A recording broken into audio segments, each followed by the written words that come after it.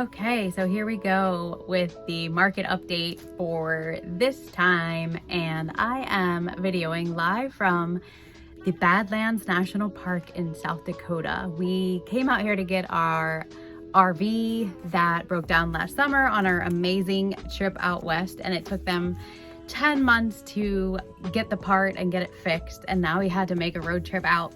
So we are enjoying this beautiful area out west. And so today let's start with the Fed wants to get to a neutral rate. And so let's talk about what this means. They want interest rates minus the rate of inflation to equal about 0. So let's talk about what those two things are right now. The Fed funds rate is at 0.75%, so like 0.75%. And the rate of inflation currently is 8.3%. That is a negative 7.5 interest rate. So they want that to be closer to 0.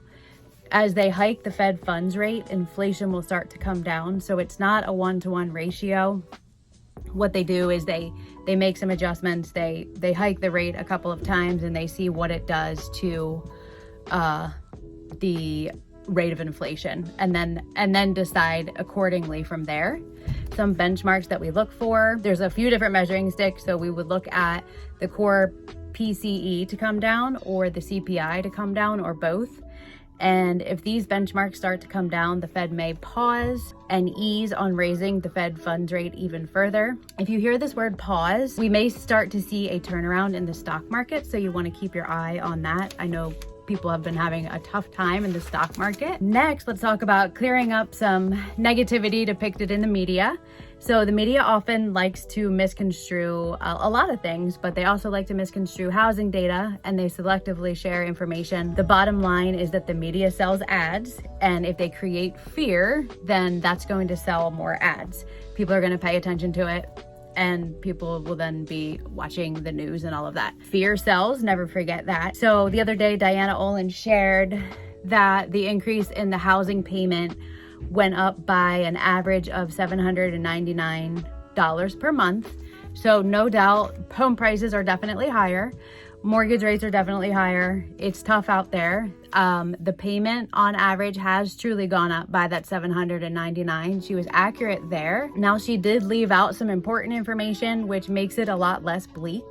She left out that incomes have also gone up by 12%. It does tend to be that these wage increases go up more in the private sector, which is where there's a bigger pool of buyers. So those higher income earners and things like that. And the other thing is, you only use a fraction of your monthly income towards your housing payment.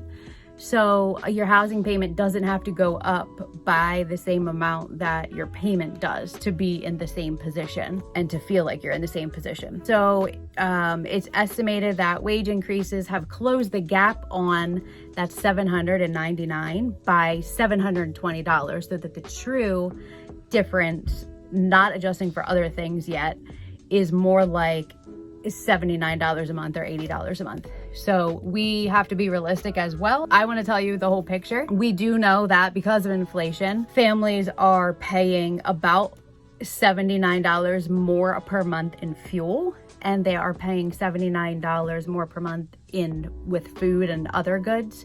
So that total ends up being, when we adjust for everything, the house price and the payment going up, and then incomes increasing, but also factoring in the fact that fuel, food, and goods have gone up, it's closer to about $240 that the real net effect of what is felt in a mortgage payment increase on the average home for home buyers. So hopefully that makes sense. So we want to make all necessary adjustments too. And then the other thing that she forgot to mention in this very bleak report was that, so she was comparing a chart, and I'll show it here for you, but the home price 3 years ago, I think she was showing, was $300,000, and the home price now is $438,000. She was trying to show, like, this is crazy. These home prices are out of control. People can't afford it. So she showed that with the increase in price and the increase in rate, that going from a home price of $300 to what the prices are now of $438 is that $799 per month increase if you look at nothing else. But we have to point out here, I have to point out that people that purchased in 2019 are doing pretty darn well.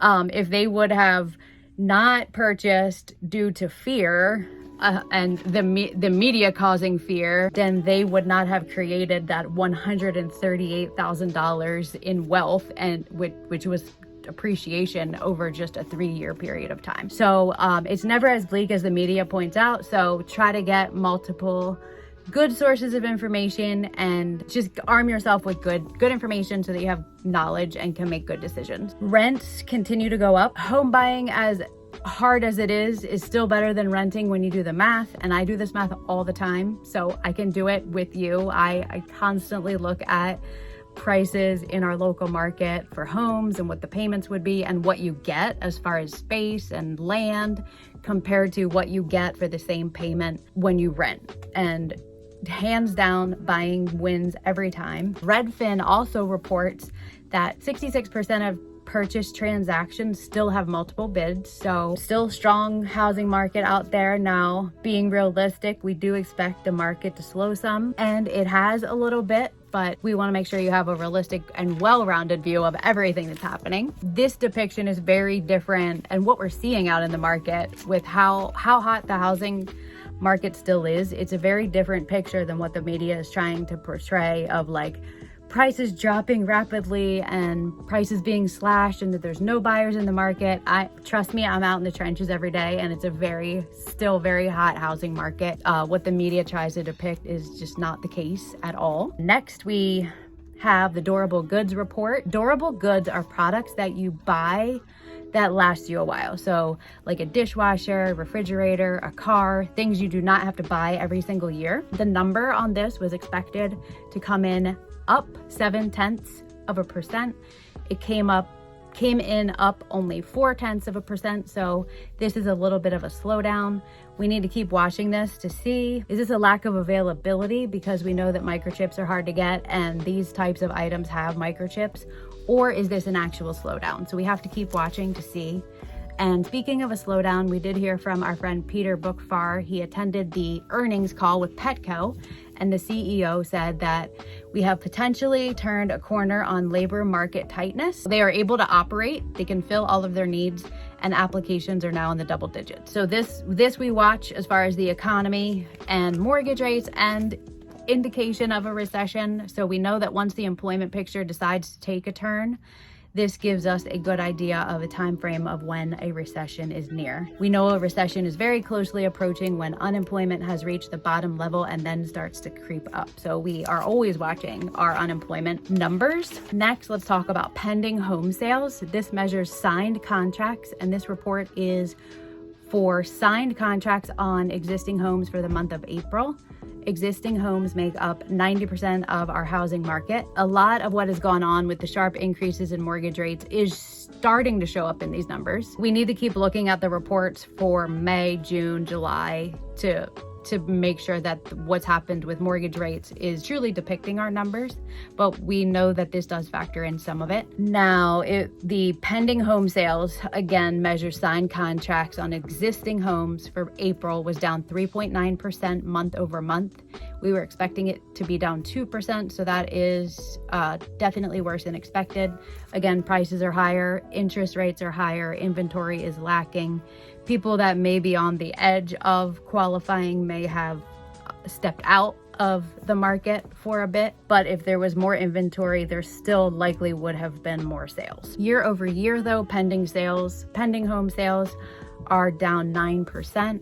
Inventory is definitely a major player in that number. The National Association of Realtors economist says properly listed homes, and that means at the right price, are selling. He does say that appreciation will be moderating. Yes, the pace of sales have slowed, but we were at like crazy, ridiculous numbers the past 2 years. So we would expect it not to last forever, although I kind of wish it would. We're getting into a more normal housing market. Moderating appreciation is good. That does not mean that values are going to decline. That just means that we're not going to see prices and values go so high so quick. So instead of my home increasing in value by 20% in 1 year, it will be increasing in value by a more moderate amount of 5%. So just to give you an example, a tangible example, if I bought my home at $400,000 this year, a 5% appreciation level is $420,000 it would be worth next year. So still a great, home buying is still a great tool for wealth creation. Another thing that the National Association of Realtors economists said was that home prices appear to be in no danger of any meaningful decline. And let's talk about inventory build for a moment here. The media likes to sound the alarms when the inventory goes up, because what they're trying to express here is that if there's more inventory on the market, that could mean that there's less demand and that the housing market could be in trouble. So what we're really seeing here is just our normal seasonal build in inventory. Our inventory builds every year from February to now because of the time of the year. People are trying to sell their home right as the school year ends, a little bit after probably, ideally, and then get into a new home before the start of the next school year. So every single year we see an increase in inventory every single year in this time frame from February to June. So that is not out of the norm, but when we look at the graph, what we see is every year we see the graph go, it builds from February to now and then starts to decrease after this time. And if you look at the chart, it actually it builds and decreases, but we're way at the bottom of the graph right now. So our inventory is super, super low. And I'll show you a graph on that. The other thing is that existing inventory reports also include homes under contract. So it actually looks like there's a lot more homes that are truly available than are truly available, because those homes that are under contract that are included in the existing inventory report are actually not available. The vast majority of them are going to close. Some may fall out, but would probably have backup offers and get under contract very quickly anyway. So only 40% of the current inventory number is actually available, because 60% of the inventory number is under contract already. Only 409,000 properties actually are available, and that's just flat out not enough. I don't know how else to say it. And if homes are coming to the market, they are being gobbled up very quickly. And inflation, as we know, inflation is the arch enemy to mortgage rates. When inflation is going up, mortgage rates are also going up. So that's why we've seen this happen over the past, I feel like I keep saying 6 months, but it's probably longer than that now. The PCE index actually declined a little bit from 6.6 to 6.3%. That's the personal consumption expenditure. And the core rate declined as well, 5.2% to 4.9%. Will this continue? We really need to keep our eye on this. The inflation rate could increase over the summer because people are expected to drive more. This could drive the price of oil even higher, and so it's going to depend on the price and the demand for fuel. The appreciation report, Case-Shiller Home Price Index for March, appreciation was up 2.6% month over month, and it was up 20.7% year over year. FHFA Housing Price Index, which measures those homes that fall within conforming loan limits, so lower priced homes overall, that housing price index was up 1.5% month over month, up 18% year over year. So these numbers are not fully factoring in all that has happened with the rising interest rates. So we will keep an eye on that as well. Each monthly report will show and depict what is happening with appreciation as far as how rising mortgage rates affected the appreciation rates. So we'll keep an eye on those every month. The thing is though, is if you waited to buy because of fear or what the media was saying, you definitely missed out on your opportunity to accrue 20% of your home's value in wealth creation. So again, 20% is a big number. If I bought my house for $400,000 last year this time, that would mean that my house was worth $480,000 this year, 1 year later. So that's a huge amount of wealth to create without having to do much. Next, let's talk about consumer confidence. The job market may be tightening according to consumer confidence levels. Jobs are less plentiful. People have to try a little harder to get a job. Employers have less intentions of hiring. This could be a turning point for employment. The unemployment rate, when we see less hiring and people being let go, the unemployment rate could start to go up, and this is a big trigger for a recession. Also, a turning point for mortgage rates. Rates would hopefully get better if the unemployment rate went up. That usually is what happens. So back to consumer confidence. Is it a good time to buy? So it's not a great time to buy, right? It's hard out there. Prices are up, rates are up, inventory is low. It's tough for buyers to be in this market. But so listen, it's not a game of perfect. You do have to live somewhere. And the alternatives are not better, which is renting. Apartment List National Rent Report, the cost of new rentals are up 15.3% year over year and 1.2% month over month. Renewals on rents, that means if you already live there and you're just renewing your rent, it are estimated to be up about 8 to 10% right now. So buying a home's definitely no picnic. It's tough out there, but it definitely trumps renting when you do all the math.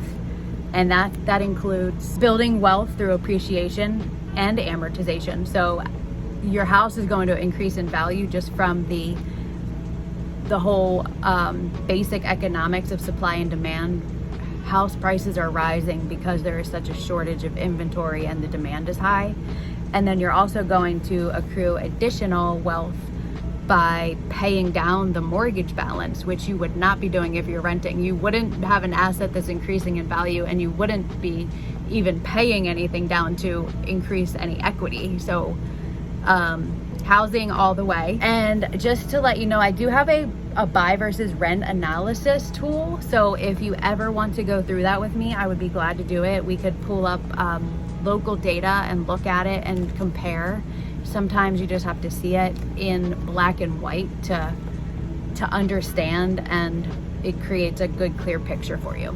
And lastly, let's talk about the MBA application survey, which is the Mortgage Bankers Association mortgage application survey. So interest rates are up 2.125% year over year, which actually is a little bit better. Rates had gone down just a bit over the past 2 weeks. So this increase in rate is down compared to the last two reports I've given. Rates this week are down from last week by about 0.25%.